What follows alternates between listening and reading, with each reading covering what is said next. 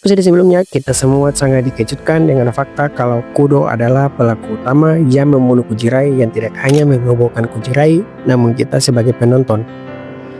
Di episode 5, kita bakal lihat kejelasan dari ending di episode sebelumnya.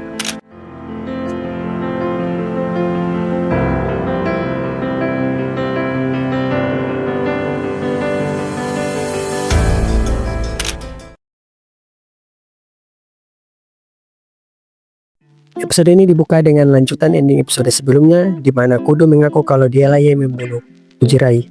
Namun ternyata Kudo hanya bercanda dan menanyakan Kujirai apa yang akan dia lakukan kalau candaan tersebut benar, dan juga dia mengiyakan kalau memang Kujirai sudah mati.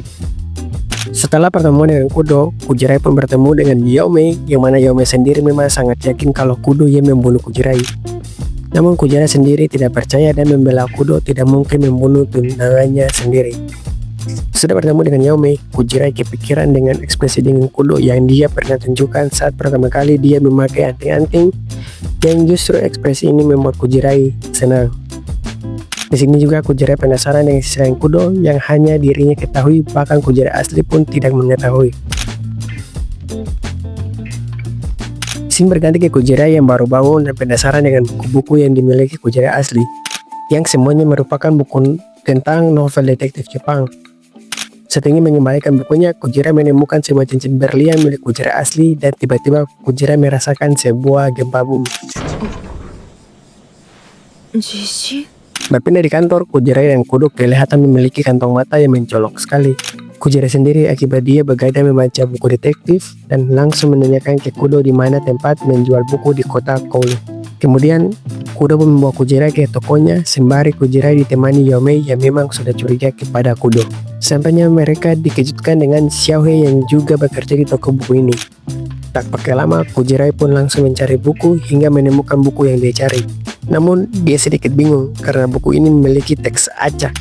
Kudo pun nyari spoiler perihal buku tersebut, namun dibuat takut dengan keberadaan Yaume. Kujirai merasa nanggung pun mencari buku lain dan menemukan buku menarik.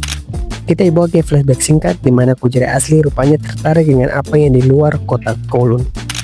Balik lagi ke masa sekarang, Kudo pun menyampaikan kalau buku tersebut adalah buku bekas dan informasinya sudah tidak relevan lagi. Berkali Kujirai dan Yaume yang sedang ngobrol santai, Yaume di sini heran dengan Kujirai yang mau membaca buku Kujirai asli, tapi Kujirai tidak mempermasalahkannya karena memang sudah dibuat penasaran sekali. Kujirai di sini menyampaikan kalau dia penasaran dengan Kujirai asli, Kudo maupun dirinya sendiri, dan ingin mencari tahu semuanya sendiri. Kudo-san no koto mo zenbu jibun de shiritai. Berpindah ke pasangan sus di anime ini, yakni Hebinuma dan Gwen, yang mana Hebinuma akan menghadiri acara talk show dan Gwen menyampaikan akan menonton acaranya. Langsung ke acara talk show-nya di mana semuanya berjalan lancar, namun Hebinuma dibuat marah dengan salah satu tamunya yang menganggap hidup Hebinuma sudah terjamin. 人間だとだって2世は所詮オリジナルのジェネリックでしょ。僕のような叩き上げから見たら与えられること Akibat dari tingkah Hebinuma, semua terkejut termasuk Kudo, Kujirai, dan Yaume yang sedang menonton juga. Yaume di sini setuju dengan pendapatnya Hebinuma. 奪われるって例えば？自分誰かに用意された人生を歩むことは元の自分の人生を奪われることになるでしょ。 Sebelum beranjak, mereka bertiga diberikan profil film lama yang akan dirilis ulang. Yaume ketika melihat hal tersebut langsung kaget, apalagi Kujirai ingin mengajaknya nonton.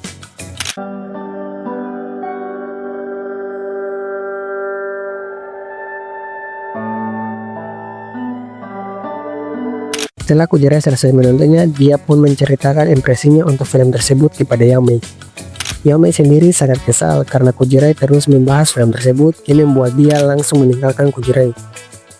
Saat perjalanan pulang, kita ditunjukkan wujud sebenarnya dari Yaume yang sebelum oplas yang cukup mengejutkan, dan langsung dibawa ke flashback masa lalunya Yaume. Rupanya Yaume merupakan anak dari seorang artis terkenal. Yaume sendiri selalu mengikuti perkataan sang ibu walaupun tidak dia sukai, yang justru membuat dia tidak menjadi diri sendiri. キャンディーさんが2人いるみたい。ピアス最初の方が好きだったな。でもママがこっちの方がいいって。 Kujirai sebagai teman pun mulai inisiatif menjenguk Yaume karena masih hilang kabar. Namun sebelum bertemu Yao Mei, Kujira sedikit meminta saran dan pandangan Kudo mengenai Yao Mei. Kudo dengan bijaknya langsung menyuruh Kujirai untuk bertemu Yao Mei.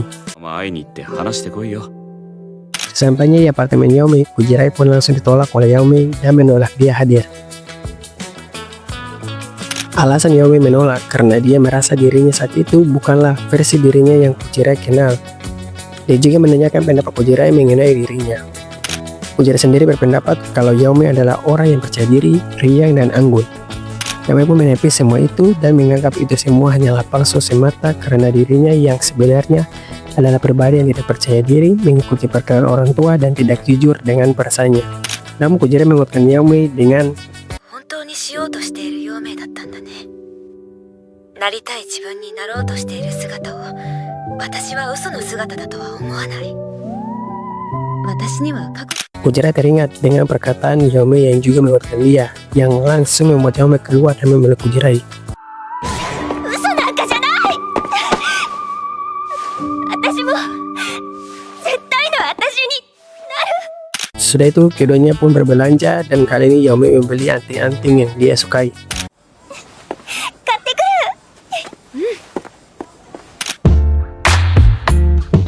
Berganti ke Hibidoma yang sedang ditelepon oleh ayahnya, imbas dari kelakuannya di acara talkshow yang kontroversi.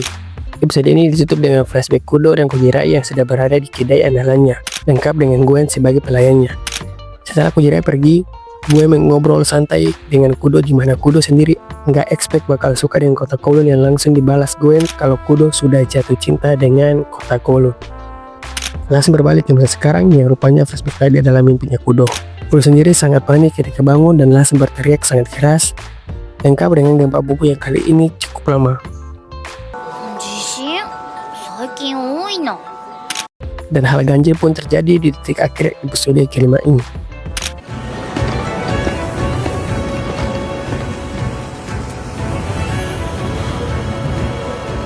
Di